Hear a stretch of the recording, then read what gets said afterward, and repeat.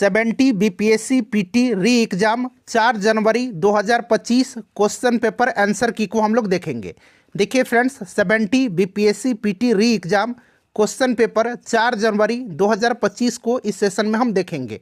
आप सभी जानते हैं कि बापू परीक्षा सेंटर का एग्ज़ाम कैंसिल करके फिर से इसका री एग्ज़ाम लिया गया है, यानी कि यह 70 बीपीएससी पीटी री एग्ज़ाम 2025 4 जनवरी का क्वेश्चन पेपर आंसर की है। तो सभी लोग जिन्होंने पेपर दिया है आज अपना आंसर मिला लीजिए, और जिन्होंने पहले पेपर दे रखा था वो लोग भी देख लीजिए कि किस लेवल के और पैटर्न के प्रश्न पूछे गए थे। क्या वही लेवल और वही पैटर्न रखा गया है या फिर पेपर को आसान या कठिन बनाया गया है। चलिए शुरू करते हैं। सभी लोग एक बार सेशन को लाइक कर दीजिए। थोड़ा सा मैं जूम कर देता हूं ताकि प्रश्न आपको और स्पष्ट रूप से दिखाई दे। देखिए, पहला प्रश्न क्या है कि बिहार के किस जिले में विश्व प्रसिद्ध चित्रांकन मिलता है, विश्व प्रसिद्ध पेंटिंग मिलता है। तो ये आप सभी को पता है, मधुबनी पेंटिंग। तो मधुबनी यहाँ पर राइट आंसर हो जाएगा। चलिए उसके बाद देखिए, संथाल हुल विद्रोह आदिवासी आंदोलन कब हुआ था। संथाल विद्रोह कब हुआ था? 1855-56 में संथाल विद्रोह हुआ था। क्लियर। चलिए उसके बाद देखिएगा कि वाष्प मीथेन रिफॉर्मिंग तकनीक के उपयोग से प्राप्त करते हैं। वाष्प मीथेन रिफॉर्मिंग तकनीक के उपयोग से ग्रे हाइड्रोजन प्राप्त करते हैं, ग्रे हाइड्रोजन। चलिए उसके बाद देखिए, पूछा गया है कि कुल जमा का अनुपात जो एक वाणिज्यिक बैंक को भारतीय रिजर्व बैंक के पास रखना चाहिए उसे कहा जाता है। उसे क्या कहा जाता है? उसको कहा जाता है CRR, यानी कि कैश रिजर्व रेशियो। ठीक है ना। तो यहाँ पर आपका ऑप्शन सी हो जाएगा, नगद आरक्षित अनुपात। क्लियर। चलिए उसके बाद देखिए, अगला प्रश्न क्या है। क्वेश्चन नंबर 5 पूछा गया है कि कर्क रेखा किस राज्य से होकर के गुजरती है। कर्क रेखा, तो देखिए इनमें से कोई भी आंसर नहीं होना चाहिए मेरे हिसाब से। आपका क्या राय है आप भी कमेंट करके बताइएगा। ठीक है। चलिए उसके बाद देखिए, अगला प्रश्न क्या पूछा गया है कि निम्न में से वह कौन सा विषय है जिसके संवैधानिक संशोधन हेतु आधे से अधिक राज्यों की व्यवस्थापिका द्वारा अनुमोदन किया जाना अनिवार्य है, तभी यह संशोधन संभव होगा। और यहाँ पर देखिए 4 करके आपको यहाँ पर दिया गया है, 4 स्टेटमेंट कहिए और सही उत्तर आपको यहाँ से चुन करके बताना है। तो देखिए इसमें से राइट आंसर ऑप्शन 1, 2 और 3 हो जाएगा। 1, 2 और 3 क्या है? तो देख लीजिएगा, राष्ट्रपति का चुनाव, संसद में राज्यों का प्रतिनिधित्व और 7वीं अनुसूची की किसी सूची में। ठीक है ना। तो 1, 2 और 3 यहाँ पर राइट आंसर हो जाएगा। चलिए उसके बाद नेक्स्ट क्वेश्चन देखिएगा, 3 धातु दिया गया है, यानी कि 3 मेटल्स दिए गए हैं और इनमें पूछा गया है कि ABC का मानक इलेक्ट्रोड विभव क्रमशः 0.5 वोल्ट, -3 वोल्ट, 1.2 वोल्ट है। तो इन धातुओं की अपचयन शक्ति होगी। इन धातुओं का जो है रिड्यूसिंग पावर इन मेटल्स का पूछा गया है। तो रिड्यूसिंग पावर जो होगा इसमें से आपका ऑप्शन नंबर यहाँ पर बी राइट आंसर हो जाएगा। ठीक है।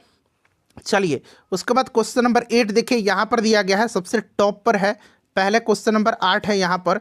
देखिए यहाँ पर क्वेश्चन नंबर 8 जो है आपको यहाँ पर देख रहे हैं, ये आपका रीजनिंग का क्वेश्चन है, आप लोग खुद से सॉल्व करिएगा। देखिए उसके बाद पूछा गया है कि जिल्लाह शब्द का प्रयोग सबसे पहले किसके द्वारा किया गया था। तो फ्रेंड्स ये बलवन के द्वारा किया गया था। ठीक है। चलिए अगला प्रश्न देखिए, 2023 में 200 अरब अमेरिकी डॉलर का बाजार पूंजीकरण पार करने वाली पहली भारतीय कंपनी कौन सी है। तो ये भारतीय कंपनी जो है ये रिलायंस इंडस्ट्रीज है। तो यहाँ पर आप देख सकते हैं ऑप्शन डी में रिलायंस इंडस्ट्रीज दिया गया है। चलिए उसके बाद देखिए, क्वेश्चन नंबर हमारा अगला है कि poverty and un British rule in India पुस्तक जो 1901 में किसके द्वारा प्रकाशित की गई थी। तो ये पुस्तक दादा भाई नौरोजी की है, आपको भी पता है। चलिए उसके बाद देखिए, सिरके में खट्टे स्वाद का कारक क्या है। तो ये आपका एसेटिक एसिड है। ठीक है। तो यहाँ पर एसेटिक एसिड तो ऑप्शन में नहीं दिख रहा है सिरका में, तो ऑप्शन में कोई नहीं होना चाहिए। ठीक है ना, एसेटिक एसिड है तो कोई नहीं। चलिए उसके बाद देख लीजिएगा कि 2022 शीतकालिक ओलंपिक की मेज़बानी किस देश ने किया है। तो फ्रेंड्स ये किया है चाइना ने। क्लियर। उसके बाद देखिए, लोकसभा के अध्यक्ष को प्राप्त है, सभी ऑप्शन देख लीजिए, 4 ऑप्शन दिख रहे हैं आपको। तो केवल समान मत होने की स्थिति में, यानी कि जब मत जो होगा, वोट जो होगा टाई होगा, उस स्थिति में मतदान का अधिकार। चलिए उसके बाद देख लीजिए, अगला प्रश्न क्या है कि दक्षिण अमेरिका महाद्वीप का सबसे प्राचीन पर्वत कौन सा है। तो सबसे प्राचीन यहाँ पर देखिए एंडीज पर्वत। उसके बाद देखिएगा 2024 में किसे भारत रत्न दिया गया है। बहुत ही सिंपल सा क्वेश्चन, MS स्वामीनाथन को दिया गया है। ठीक है। और भी लोग हैं तो ऑप्शन में MS स्वामीनाथन का नाम दिया गया है जिनको 2025 में दिया गया है। उसके बाद देखिए निम्न में से कौन राष्ट्रपति के निर्वाचक मंडल के रूप में कार्य करता है लेकिन महाभियोग की प्रक्रिया में भाग नहीं लेता है। महाभियोग की प्रक्रिया में लेकिन यह भाग नहीं लेता है, बताएंगे इसमें से कौन सा होगा। तो देखिए फ्रेंड्स, इसमें से आपका होगा स्टेट लेजिस्लेचर असेंबलीज, यानी कि यहाँ पर आपका क्या हो जाएगा, ऑप्शन बी हो जाएगा राज्य विधान सभाएं। चलिए 1917 में चंपारण सत्याग्रह का नेतृत्व किसने किया था, तो ऑब्वियसली महात्मा गांधी हैं, ऑप्शन में यहाँ पर दिया गया है। अगला प्रश्न देखिएगा कि कलियाँ विशिष्ट रूप से पाई जाती हैं। कलियाँ यानी कि जो बर्ड्स हैं, अंग्रेजी में इनको बर्ड्स कहा जाता है, बर्ड्स आर टिपिकली फाउंड। तो ये जो है दोनों पत्तियों के आधार और शाखाओं के सिरों पर, ऑप्शन ए राइट आंसर हो जाएगा, both A the base of leaves and tip of branches. चलिए उसके बाद देखिएगा कि इशिहारा टेस्ट किससे संबंधित है, तो यह टेस्ट जो है ये कलर ब्लाइंडनेस से, रंग अंधता से, वर्ण अंधता से संबंधित है। चलिए उसके बाद देखिए पूछा गया बिरसा मुंडा विद्रोह कहाँ हुआ था, तो यहाँ पर देख सकते हैं आप रांची ऑप्शन में दे रखा गया है, ठीक है।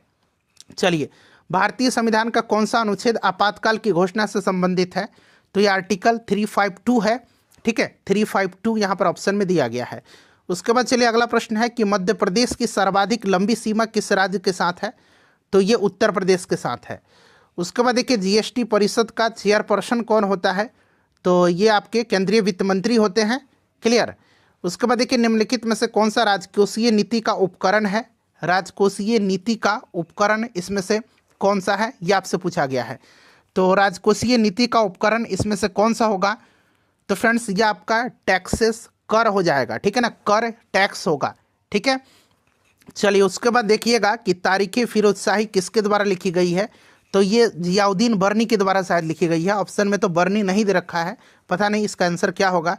चलिए उसके बाद देख लीजिएगा कि 2023 में विश्व आर्थिक मंच की बैठक की मेज़बानी जो है किस देश ने किया है, तो ये स्विट्जरलैंड ने किया है। उसके बाद देखिएगा कि 1939 में 1939 में जब सुभाष चंद्र बोस ने इस्तीफा दिया था, जब त्रिपुरी संकट हुआ था, वहीं पूछा गया भारतीय राष्ट्रीय कांग्रेस के अध्यक्ष कौन बने थे, तो डॉक्टर राजेंद्र प्रसाद बने थे, ठीक है। चलिए उसके बाद देखिएगा एक संधारित्र का प्रतिघात होता है, यानी कि एक कैपेसिटर का शायद आपसे पूछा गया है रिएक्टेंस, ये क्या होता है, तो यहाँ पर देखिए इसका जो करेक्ट आंसर होगा वो आपका क्या हो जाएगा, तो इसमें से आपका होगा इन्वर्सली प्रोपोर्शनल टू फ्रीक्वेंसी, यानी कि आवृत्ति के व्युत्क्रमानुपाती, ठीक है ना, आवृत्ति के व्युत्क्रमानुपाती।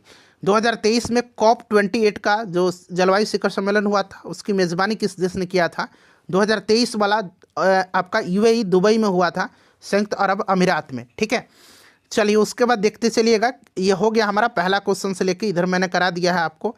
चलिए उसके बाद देखिएगा कि भारतीय राष्ट्रीय कांग्रेस के पहले मुस्लिम अध्यक्ष कौन थे, तो ये बदरुद्दीन तैयब जी थे। उसके बाद देख लीजिए अगला क्या पूछा गया कि निम्नलिखित में से देखिए किस अधिनियम ने, पूरा ऑप्शन देख लीजिएगा, कि बिहार के एक सदनीय विधानमंडल को द्विसदनीय में बदल करके दिया, और बिहार विधानसभा और विधान परिषद ये आपका 2 सदन बना था, तो ये आपका भारत सरकार अधिनियम 1935। चलिए उसके बाद देख लीजिए अगला प्रश्न है कि 2019-20 में बिहार में GSDP में किसका 60.2% हिस्सा था, तो 60.2% हिस्सा जो था ये आपका सेवा क्षेत्र का था। चलिए 35 नंबर क्वेश्चन आप खुद से बनाइएगा, 36 भी खुद से आप लोग बनाइएगा, ठीक है। चलिए अब हम लोग नेक्स्ट क्वेश्चन पर आते हैं। देखिए अगला प्रश्न क्या पूछा गया है कि व्यक्ति जो भारत का राष्ट्रपति, अमेरिका, चीन, टर्की और थाईलैंड के राजदूत रहने के साथ साथ जवाहरलाल नेहरू यूनिवर्सिटी में कुलपति रह चुके हैं, वो कौन है, तो यहाँ पर देख लीजिए पूरा ऑप्शन आपको दिख रहा है, ये आपके KR नारायणन है, ठीक है। चलिए उसके बाद देख लीजिएगा अगला प्रश्न है कि साइटोप्लास्ट के अंदर प्रकाश संश्लेषण की अंधेरी अभिक्रिया का वास्तविक स्थल क्या है, वास्तविक स्थल इसका क्या है, तो वास्तविक स्थल जो है इसमें से आपका क्या होगा, तो यह आपका हो जाएगा स्ट्रोमा, ठीक है। चलिए उसके बाद देखिए अगला प्रश्न क्या है कि वनस्पति तेल को वनस्पति घी में हाइड्रोजनीकरण हेतु उपयोग किया जाने वाला जो उत्प्रेरक है, कैटलिस्ट है, यह आपका निकेल उत्प्रेरक है। उसके बाद देखिए यहाँ पर आपको मिलान करना है, तो बाबू कुंवर सिंह जगदीशपुर हो जाएगा, हजरत महल आपका लखनऊ हो जाएगा, ठीक है ना, और बाकी आप लोग मिला लीजिएगा, ठीक है ना, ये बहुत ही आप मिला सकते हैं, क्लियर। यहाँ से देखिए तो पहला, और देखिए पहला का क्या होगा, पहला का तीसरा, दूसरा का चौथा, तो यहाँ पर दिख भी रहा है। चलिए उसके बाद देख लीजिएगा कि इसमें से कौन सा इलेक्ट्रोफाइल नहीं है, इलेक्ट्रोफाइल, तो उपरिक्त तो सभी हो जाएगा इसका आंसर। चलिए उसके बाद देखिए, किस वायसराय ने भारत में औपनिवेशिक आर्थिक संरचना का विकेंद्रीकरण किया? तो ये कौन सा था? तो ये लॉर्ड मेयो था। ठीक है फ्रेंड्स, लॉर्ड मेयो था। ये वाला हमारा हो गया। ठीक है ना, 42 के बाद 43 होगा। सारा क्वेश्चन इसमें मिल जाएगा आपको। ठीक है, चलिए देखिएगा कि 1 जनवरी 2008 को मंगलवार है, तो ये आप लोग बना लीजिएगा। ठीक है ना, रीजनिंग का क्वेश्चन है। देखिए अगला है हमारा कि उत्तर पूर्वी भारत के स्कॉटलैंड कौन सा है? तो ये कहा जाता है शिलोंग को। तो यहाँ पर देखिए मेघालय दे रखा है। चलिए उसके बाद देख लीजिएगा कि हाँ, अप्रैल 2020 में बिहार सरकार ने डीडी बिहार के माध्यम से निम्नलिखित कार्यक्रम शुरू किया था। तो कौन सा कार्यक्रम है, सभी देख लीजिएगा। तो ये कार्यक्रम जो है ना, ये आपका था कक्षा 9-10 के छात्रों के लिए ई सामग्री का प्रसारण। ठीक है, चलिए उसके बाद देखिए, प्रसिद्ध पुस्तक गुलामगिरी पूछा गया है कि लेखक कौन है? तो गुलामगिरी ज्योतिबा फुले ने लिखा है। उसके बाद देख लीजिएगा 2026 में आयोजित होने वाला 20वां एशियन खेलों की, जो एशियन गेम्स है, मेजबानी कौन सा देश करेगा? तो ये जापान करेगा। ठीक है, चलिए उसके बाद देख लीजिएगा कि निम्न में से कौन सा यूरोप का खेल का मैदान है? तो ये लूसेंट में भी दिया गया है। स्विट्जरलैंड को यूरोप का प्लेग्राउंड कहा जाता है। चलिए उसके बाद देखिएगा कि कलकत्ता में फोर्ट विलियम कॉलेज की स्थापना किया गया था। ये पूरा ऑप्शन पढ़ लीजिए आप। ठीक है, देखिए 1800 में किया गया था, और ये किया गया था भारतीय सिविल सेवकों को प्रशिक्षित करने के लिए। और यहाँ पर देखिए ये वाला सिविल सेवकों को भारतीय भाषाओं में प्रशिक्षित करने के लिए, तो ये वाला ऑप्शन सही होगा। ठीक है, ऑप्शन डी। चलिए, मौर्य साम्राज्य का संस्थापक कुछ पूछा गया है, तो ये चंद्रगुप्त मौर्य है। क्लियर। चलिए उसके बाद देख लीजिएगा कि यकृत में भंडारित होता है। तो यकृत में जो है आपका विटामिन जो होता है ये भंडारित होता है। कौन कौन से विटामिन भंडारित होते हैं? तो इनमें से कोई नहीं राइट आंसर हो जाएगा, क्योंकि देखिए इसमें जो आपके विटामिन यकृत में जो हमारा लिवर है उसमें भंडारित जो होते हैं वो आपका हो जाएगा इसमें से आपका vitamin A, vitamin D, vitamin E, vitamin के, विटामिन 12। ठीक है ना, विटामिन B12, ए, डी, के, ई, विटामिन 12। ठीक है ना। चलिए, तो यहाँ पर ABC विटामिन दे रखा है, इस तरह से मतलब देखना है केवल AB दे रखा है, तो इनमें से कोई नहीं इसका आंसर होना चाहिए। उसके बाद देखिए नीति आयोग का जो SDG इंडिया इंडेक्स है 2023 वाला, उसमें किस राज्य ने शीर्ष स्थान प्राप्त किया है? तो ये केरला है। चलिए उसके बाद देखिए, भारतीय संविधान में निम्न में से किस अनुसूची में दल बदल विरोधी अधिनियम का प्रावधान है? तो ये 10वीं अनुसूची है। एशिया माइनर के भूमध्य सागरीय तट पर स्थित पर्वत श्रेणी कौन सी है? तो ये आपका टॉरस है। ठीक है, चलिए उसके बाद देखिए अगला क्या पूछा गया है कि भारत के किस राज्य में चित्रकूट मंदिर है? तो चित्रकूट शायद मध्य प्रदेश में है ना। चलिए उसके बाद देखिए 1946 में बने अंतरिम सरकार में डॉक्टर राजेंद्र प्रसाद के पास कौन सा विभाग था? तो खाद्य और कृषि मंत्री। जगजीवन राम के पास श्रम मंत्री का मतलब श्रम विभाग था। तो ये सब हमने ऑलरेडी कराया भी था, आप भी जानिएगा कि कौन सा देश जो है इसमें G7 का सदस्य देश नहीं है। तो G7 का सदस्य इसमें से रूस नहीं है। ठीक है, चलिए उसके बाद देख लीजिएगा कि दुनिया का सर्वाधिक प्राचीन सभ्यता कौन सी है? तो ये आपकी मेसोपोटामिया की है। ठीक है, कौन सी सभ्यता है? तो ये मेसोपोटामिया की सभ्यता है। ठीक है, मेसोपोटामिया की। चलिए उसके बाद देखिए 1857 के विद्रोह किसके द्वारा पहला बार प्रथम भारतीय स्वतंत्रता संग्राम के रूप में वर्णित किया गया है? तो ये वीडी सावरकर के द्वारा। कौन सी नदी बिहार की शोक के रूप में जानी जाती है? तो ये कोसी नदी को बिहार का शोक कहा जाता है। बिहार के किस जिले में लीची का उत्पादन सर्वाधिक होता है? तो सर्वाधिक मुजफ्फरपुर में लीची का होता है। ठीक है ना। चलिए उसके बाद देख लीजिएगा कि भारत में वित्त आयोग का प्राथमिक कार्य क्या है? तो संघ और राज्य सरकार के मंत्रालयों को निधि का आवंटन। उसके बाद देखिए ये वाला है केंद्र और राज्यों के मध्य राजस्व का बंटवारा। ठीक है, चलिए उसके बाद देखिए अगला क्या है। अगला क्वेश्चन हमारा है कि कौन सा देशांतर कनाडा और अलास्का को अलग करता है? तो 141 डिग्री पश्चिम है ये। उसके बाद देखिएगा कि निम्न में से भारत में किस संविधान संशोधन ने एक राज्य में मुख्यमंत्री सहित मंत्रिपरिषद की अधिकतम संख्या निर्धारित किया है? ये शायद अभी भी पूछा गया था, पिछले वाला जो पेपर लिया गया था। एक प्रबल विद्युत अपघट्य की चालकता, ये पूछा गया है। एक प्रबल विद्युत अपघट्य की चालकता। तो देखिए एक प्रबल विद्युत अपघट्य की चालकता जो है ये तनुकरण पर थोड़ी बढ़ती है। ठीक है ना, इंक्रीज स्लाइटली ऑन डाइल्यूशन। ठीक है, उसके बाद चलिएगा नेक्स्ट देख लीजिएगा, ये वाला आप बना लीजिएगा ये वाला क्वेश्चन। ठीक है, चलिए उसके बाद देखिएगा कि चंद्रमा की सतह पर कोई वातावरण नहीं है, क्योंकि क्या होगा यहाँ पर इसका answer? Question number 70, right answer क्या होगा इसका? चंद्रमा की सतह पर आपका कोई वातावरण नहीं है। इसका कारण क्या है? तो देखिएगा कि गैस अणुओं का पलायन वेग उनके वेग के मूल माध्य वर्ग से कम होता है, ऑप्शन बी होगा। चलिए उसके बाद देखिए, भारत के किस राज्य में खनिज लवणों का राज्य, मतलब किस राज्य को खनिज लवणों का राज्य कहते हैं, मिनरल स्टेट कहा जाता है, तो ये झारखंड को।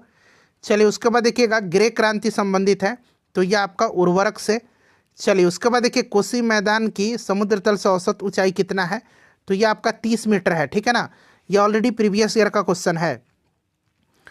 चलिए फ्रेंड्स, अगला प्रश्न देख लीजिएगा, आप लोग इसको बना लीजिएगा, ठीक है ना। रीजनिंग का क्वेश्चन है, भारत के किस शहर को यूनेस्को ने भारत का पहला साहित्यिक शहर घोषित किया है? कोझिकोड को, ठीक है। चलिए उसके बाद देखिएगा कि मलेरिया के लिए कुनैन एक सामान्य दवा है, यह पौधे से प्राप्त होती है, और यह दवा पौधे के किस भाग से होता है? तो ये तने की छाल से, ठीक है। चलिए उसके बाद देखिएगा कि भारत में सबसे अधिक वैश्वीकरण से अधिक लाभ किसको हुआ था? तो सबसे ज़्यादा जो होगा ये लाभ किसको हुआ था वैश्वीकरण से? तो यहाँ पर देख लीजिएगा, सबसे ज़्यादा लाभ हुआ था मेरे हिसाब से विनिर्माण में, ठीक है ना। विनिर्माण में सबसे ज़्यादा लाभ हुआ था। चलिए उसके बाद देख लीजिएगा अगला क्या पूछा गया है। हाँ, अगला है हमारा कि हल्दी पौधे के किस भाग से हल्दी पाउडर होता है? तो हल्दी जो होता है आपका स्टेम से किया जाता है, तो स्टेम तो है नहीं ऑप्शन में कहीं। चलिए उसके बाद देखिए, पटना कॉलेज कब स्थापित हुआ था? ये भी आपका पूछा गया प्रश्न है बीपीएससी में, 1863 में। चलिए उसके बाद देखिए, भौतिक रूप में किस प्रकार के हाइड्रोजन को भंडारित किया जाता है?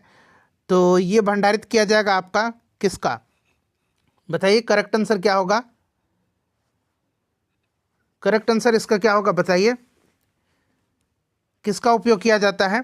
तो आपका हाइड्रोजन गैस के संपीड़न से, ठीक है ना। चलिए उसके बाद देखिएगा कि जब एक टेलीस्कोप के अभिदृश्यक लेंस का व्यास बढ़ता है तब टेलीस्कोप की विभेदन क्षमता क्या होगी? घटती है, ठीक है। चलिए उसके बाद देख लीजिएगा अगला क्या पूछा गया है कि 2023 की जनगणना के अनुसार किस भारतीय राज्य में, तो वैसे भी साक्षरता दर केरल में है, इस पर आप ध्यान मत दीजिए। चलिएगा उसके बाद देखिए, 100 डिग्री ताप पर वायु में जलने की तुलना में 100 डिग्री पर स्थित वाष्प में जलना, ये क्या हो जाएगा? तो यहाँ पर आपका जो होता है ना, इसका आंसर क्या होगा बता दीजिए। बहुत ही सिंपल सा क्वेश्चन पूछा गया है। तो यहाँ पर पूछा गया है मोर डेंजरस है क्या? High latent heat of evaporation, ज़्यादा होता है उसका। तो ऑप्शन यहाँ पर ज़्यादा वाष्पीकरण की गुप्त उष्मा के कारण ज़्यादा खतरनाक है। चलिए उसके बाद देख लीजिएगा कि कौन सा प्राचीन भारत में बौद्धिक शिक्षा का प्रसिद्ध केंद्र नहीं था? तो यहाँ पर नागपुर हो जाएगा, बाकी ये सब थे, ठीक है। चलिए देखिएगा कि हल्के बुलेट प्रूफ हेलमेट और आवरण अपने निर्माण में जो है किस फाइबर का उपयोग करते हैं? तो ये केवलार जो है ना, बार बार पूछ रहा है बीपीएससी, तो ये केवलार का उपयोग किया जाता है, ठीक है ना। इसको आप भी ध्यान रख लीजिए। उसके बाद देखिएगा पूछा गया है कि कौन सा विकल्प इसमें से सही है, ये चुनना है। तो देखिए पहला पंचवर्षीय योजना ये कृषि पर आधारित था, कृषि पर ध्यान, ठीक है, ये वाला करेक्ट होगा। उसके बाद देखिएगा कि कौन सा केंद्रीय बैंक का कार्य है? तो मेरे हिसाब से उपयुक्त सभी हो जाएगा इसमें से, ठीक है। चलिए उसके बाद देख लीजिए अगला क्या पूछा गया है कि इसमें से देखिए, ये वाला क्वेश्चन का आंसर मुझसे नहीं मिल पाया है, अगर आप जानते हैं तो इसका आंसर बताइएगा कि निम्नलिखित में से कौन ऑस्ट्रेलिया महाद्वीप से संबंधित नहीं है, ठीक है।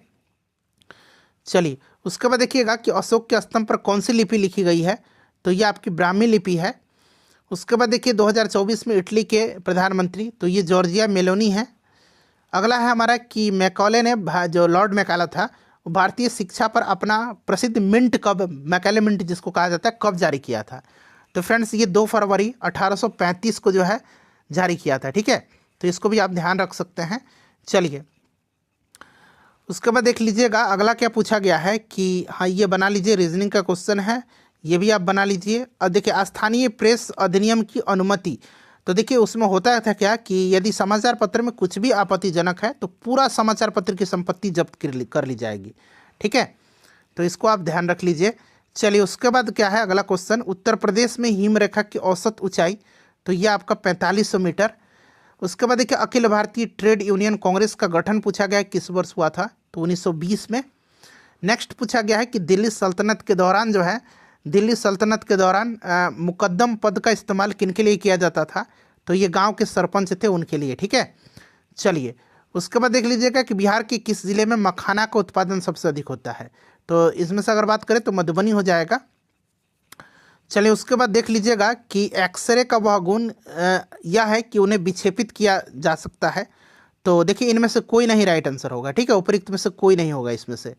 उसके बाद देखिए सोन नदी की उत्पत्ति स्थल अमरकंटक कहाँ पर है, तो ये मैकाल श्रेणी होगा, मैकाल, यहाँ मकालू दिया गया, ध्यान रखिएगा, मैकाल होगा। चलिए उसके बाद देख लीजिएगा कि केंद्र और राज्य के मध्य विवादों का समाधान भारत के सर्वोच्च न्यायालय के किस क्षेत्राधिकार के अंतर्गत आता है, तो ये कौन सा क्षेत्राधिकार है, ये आपसे पूछा गया है। तो ये आपका हो जाएगा ओरिजिनल जो है ना, ओरिजिनल इसी में, ठीक है ना। तो इसमें से आपका ओरिजिनल कौन सा होगा, देख लीजिएगा, ओरिजिनल जो है उसी में आता है। तो यहाँ पर आपका राइट आंसर जो हो जाएगा वो कौन सा हो जाएगा, ओरिजिनल जुरिडिक्शन, ठीक है। तो यहाँ पर आप देख लीजिएगा, तो ओरिजिनल कौन सा है आपका, ऑप्शन बी हो जाएगा, प्रारंभिक क्षेत्राधिकार, ठीक है, प्रारंभिक क्षेत्राधिकार। चलिए हाँ, उसके बाद देखते हैं अगला प्रश्न क्या पूछा गया है। हाँ, अगला क्या है कि देखिए ये भी आंसर नहीं मिल पाया, डालमेटियन तट ऐसे कुछ करके पूछा गया है। चलिए उसके बाद देख लीजिए अगला क्या है हमारा, कि सिंधु घाटी सभ्यता के प्रमुख नगर का नाम क्या है जिससे पश्चिम एशिया से व्यापार का संबंध था, यह आपका लोथल था। उसके बाद देखिए 2022 में फ्रांस के राष्ट्रपति के रूप में पुनः किसको चुना गया है, तो ये आपके इमैनुअल मैक्रो हैं। चलिए उसके बाद देख लीजिएगा कि सूर्य के सुव्यवस्थित अध्ययन हेतु आदित्य L1 जो है उस मिशन को पर स्थापित वैज्ञानिक उपकरणों की संख्या, पेलोड की संख्या पूछा गया है, तो ये 7 है आपका, ठीक है। उसके बाद देखिए निम्नलिखित में से कौन सा बेजोड़ जोड़ी का चयन करें, यानी कि जो सही मिलान नहीं है। तो यहाँ पर देखिएगा आपका कालाहारी अमेरिका में थोड़ी है, ये वाला आपका गलत हो जाएगा, ठीक है। चलिए उसके बाद देख लीजिएगा किसे बंगाल में चिरस्थायी बंदोबस्त प्रणाली शुरुआत किया था, परमानेंट सेटलमेंट, तो ये आपका कौन था, कर्नवालिस था, क्लियर। चलिए उसके बाद देख लीजिएगा अगला क्या है हमारा, कि हाँ यहाँ पर देखिए अगला क्वेश्चन है यहाँ पर हमारा कि केंद्रीय विधानसभा में हानि रहित बम किसने फेंके थे, तो बटुकेश्वर दत्त और भगत सिंह ने, तो उपरोक्त में से एक से अधिक। उसके बाद देखिए किस व्यक्ति के रक्त समूह का निर्धारण होता है, तो ये एंटीजन वगैरह से होता है। तो ऑप्शन में तो ऐसा कुछ दिया नहीं गया है, तो उपरोक्त में से कोई नहीं हो जाएगा। देखिए अगला क्या है हमारा, ये आप बताइए, राष्ट्रीय आय हो जाएगा इसका आंसर, ठीक है ना, साधन लागत पर। यहाँ पर देख लीजिए, यहाँ पर आपका आंसर हो जाएगा, अंग्रेजी में ये क्या क्वेश्चन है, अंग्रेजी में ज़्यादा क्लियर होगा, ठीक है। दरअसल पूछा गया है कि NPP, ठीक है, NPP at factor cost is equal to, तो ये अपन का नेशनल इनकम हो जाएगा, राष्ट्रीय आय, ठीक है। चलिए उसके बाद देखिएगा कि भारतीय राष्ट्रीय कांग्रेस का 1922 वाला गया अधिवेशन हुआ था जो बिहार में दूसरा अधिवेशन था, उसकी अध्यक्षता तो ये चित्तरंजन दास ने किया था।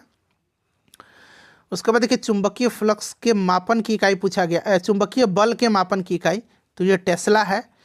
उसके बाद देखिए पूछा गया है कि मैदान में खेले जाने वाला सबसे पॉपुलर दुनिया का खेल कौन सा लोकप्रिय, तो ये आपका फुटबॉल है। चलिए उसके बाद देखिए पंचायती राज व्यवस्था में शासन व्यवस्था क्या निर्धारित की गई है, तो त्रिस्तरीय है, बिल्कुल सही है, ठीक है ना, त्रिस्तरीय होगा। तो यहाँ पर देखिएगा आपका ऑप्शन ए यहाँ पर राइट आंसर हो जाएगा, त्रिस्तरीय संरचना है। चलिए उसके बाद देख लीजिए अगला क्या है कि कौन चंद्रगुप्त मौर्य से संबंधित नहीं है, तो इसमें से आपका विष्णुगुप्त हैं, बिल्कुल, आपका मुसुशिमा भी है, रुद्रदामन का जूनागढ़ अभिलेख, सांची आपका यहाँ पर हो जाएगा, अशोक से संबंधित है। उसके बाद देखिएगा कि 33वें ऐसे करके है, 33वें ओलंपिक में किस खेल को सम्मिलित नहीं किया गया था, क्रिकेट को। देखिए उसके बाद पूछा गया कि किस अखबार ने, ये पहले बार आपको क्वेश्चन मिला होगा, किस अखबार ने भारतीय राष्ट्रीय कांग्रेस की संभावित भविष्य की भूमिका के बारे में इस प्रकार से लिखा है, खाली स्थान हमारे देश की भावी संसद का केंद्र है और यह हमारे आदिवासी देशवासियों के लिए अकल्पनीय परिमाण की भलाई की ओर ले जाएगा। तो यह आपका इंडियन मिरर यहाँ पर करेक्ट आंसर होगा, कैंडिडेट ने भी सही लगाया है। चलिए उसके बाद देखिएगा कि समाज सुधारक दिया गया और उनके द्वारा जो आपके समाज की स्थापना किया गया मिलान करना है। तो ब्रह्म समाज आपको पता है, Raja Ram Mohan Roy, Ramakrishna mission, Swami Vivekananda, servants of India society, Gopal Krishna Gokhale, विधवा विवाह समाज, बाकी आप मिला लीजिएगा, ठीक है। चलिए देखिएगा कि निम्नलिखित में से कानूनी रूप से निर्धारित अधिकतम आकार जिसके आगे कोई भी किसान कोई भूमि नहीं रख सकता है उसको क्या बोलेंगे, बताइए। तो यहाँ पर इसका राइट आंसर क्या होगा फ्रेंड्स, देखिए इसका जो करेक्ट आंसर होगा वो आपका हो जाएगा लैंड सीलिंग बोला जाता है, ठीक है ना, भूमि सीमा, अंग्रेजी में इसको लैंड सीलिंग बोला जाता है। चलिए उसके बाद देख लीजिएगा अगला प्रश्न क्या है। हाँ, लोकसभा राज्यसभा सदस्य और राष्ट्रपति बनने की न्यूनतम, लोकसभा में 25, राज्यसभा में 30 और राष्ट्रपति 35, ठीक है। चलिए उसके बाद देख लीजिएगा कि निम्न में से कौन छाया की उत्पत्ति के लिए जिम्मेदार है। तो छाया की उत्पत्ति के लिए जो जिम्मेदार है वो आपसे पूछा गया है। तो रेक्टिलिनियर प्रोपगेशन ऑफ लाइट, यानी कि प्रकाश का ऋजुरेखीय प्रसार। उसके बाद देखिए बिहार में किसका भारत के वार्षिक उत्पादन का 71% हिस्सा पैदा होता है। तो ये लीची का। चलिए बिहार राज्य कब प्रतिष्ठापित हुआ था। तो 1912 में। उसके बाद देखिए नवीकरणीय ऊर्जा का अर्थ। तो यहाँ पर देखिए थर्मल वाला गलत हो जाएगा, कोयले वाला गलत हो जाएगा, पहला और चौथा यहाँ पर राइट आंसर हो जाएगा। चलिए सौर ऊर्जा से उत्पादित बिजली पहला में है, दूसरा थर्मल प्लांट से उत्पादित बिजली, तीसरे में कोयले से उत्पादित बिजली और चौथे में पवन ऊर्जा से उत्पादित बिजली। तो ये पहला हो जाएगा ऑप्शन, ठीक है। उसके बाद देखिएगा कि झांसी के पास देवगढ़ का मंदिर और इलाहाबाद के पास गढ़वा मंदिर से बनी मूर्तियाँ, गढ़वा मंदिर में बनी मूर्तियाँ किस कला के महत्वपूर्ण अवशेष हैं। तो ये गुप्त कला के हैं, ठीक है।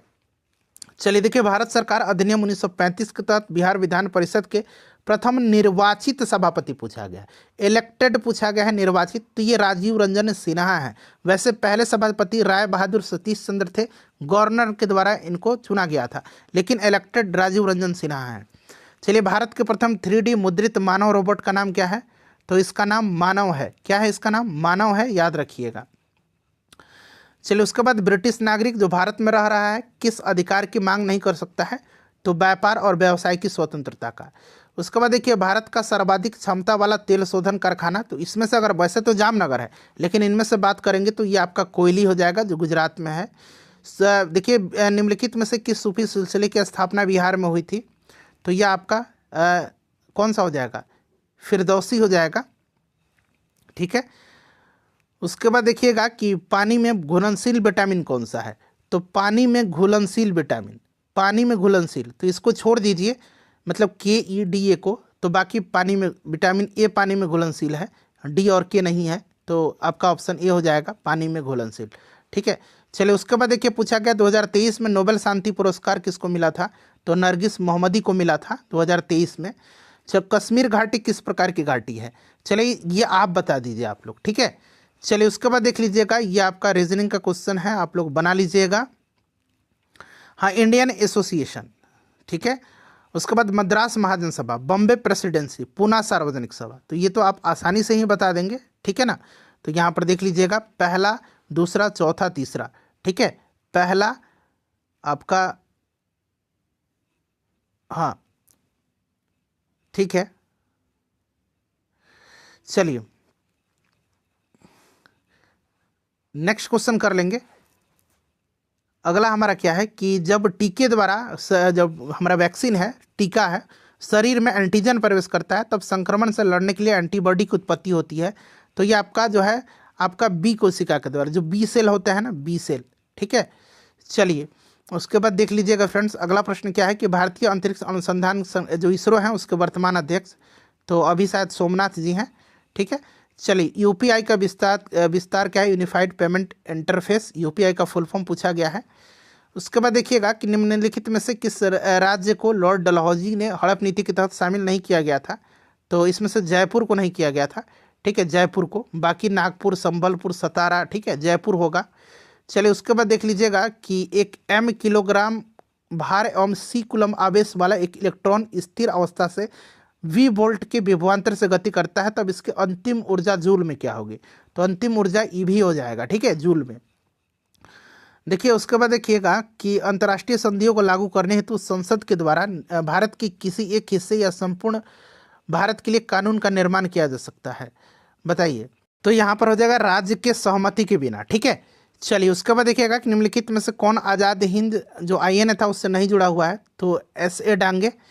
चलिए उसके बाद देख लीजिएगा कि भारतीय संविधान के किस अनुच्छेद के तहत वार्षिक वित्तीय विवरण बजट संसद के समक्ष प्रस्तुत किया जाना आवश्यक है। तो यह आर्टिकल 112 है, अनुच्छेद 112। नेक्स्ट क्वेश्चन देखिएगा किस बीज का उपयोग अभियांत्रिकीकृत हीरो के उत्पादन में किया जाता है।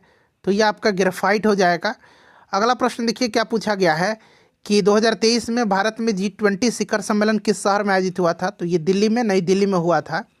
उसके बाद देखिए लेखक दिया गया और मिलान करना है आपको, ठीक है ना। तो इसको आप लोग मिला लीजिएगा। बी डी सावरकर हो जाएगा आपका प्रथम स्वतंत्रता संग्राम, ठीक है ना, यानी कि पहला हो जाएगा। उसके बाद एस एन सेन का हो जाएगा 1857। तो पहला और चौथा तो आपको मिल गया, तो आप ऑप्शन सी के साथ जाइएगा, ठीक है। चलिए उसके बाद देख लीजिएगा कि बिहार के किस जिले में गेहूं का उत्पादन सर्वाधिक होता है। तो रोहतास में गेहूं और चावल का। चलिए उसके बाद हाँ, ये पूरा हो गया आपका पूरा 150 क्वेश्चन फ्रेंड मैंने करा दिया। लाइक कर दीजिए और इसको शेयर